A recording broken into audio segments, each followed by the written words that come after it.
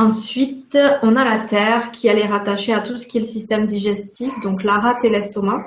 Alors, on ne parle pas beaucoup de rate en médecine occidentale, c'est un organe qu'on a un peu délaissé et qu'on pense inutile, mais selon les préceptes de la médecine chinoise, c'est un des organes le plus important. En général, si vous voyez un praticien de médecine chinoise, il est peu probable qu'il ne vous parle pas de votre rate, parce qu'aujourd'hui, avec l'alimentation et les conditions de vie qu'on a, c'est très souvent un des organes les plus déséquilibrés et qui a pourtant une très grande importance dans la transformation du Jing Aki, dont on parlait tout à l'heure, et qui est donc très important pour maintenir notre équilibre. La rate est reliée à tout ce qui est rumination de pensée, les pensées qu'on ne peut pas arrêter, qu'on est tout le temps en train de réfléchir. Voilà, c'est tout ça qui fatigue énormément la rate.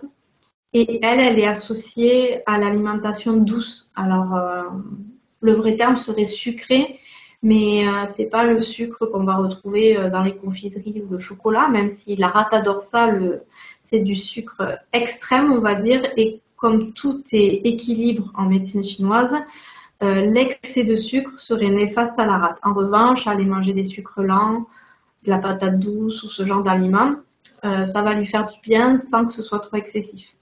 Ça n'empêche pas qu'un petit carré de chocolat de temps en temps, elle est contente quand même.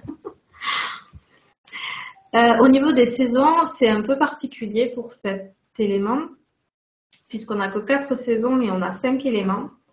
Et selon le calendrier chinois, en fait, ils considèrent qu'entre chaque saison, il y a l'intersaison, qui est donc gérée par la Terre, qui est là pour venir soutenir en fait tout le reste. Et donc, on a à peu près une quinzaine de jours entre chaque saison qui permet de faire le lien entre l'énergie précédente et l'énergie suivante pour basculer tout doucement.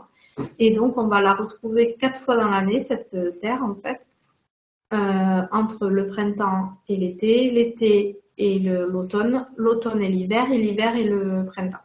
Et c'est donc souvent à ce moment-là qu'il est intéressant d'aller travailler en préventif pour justement s'harmoniser avec la saison qui arrive et délaisser celle qu'on vient de passer.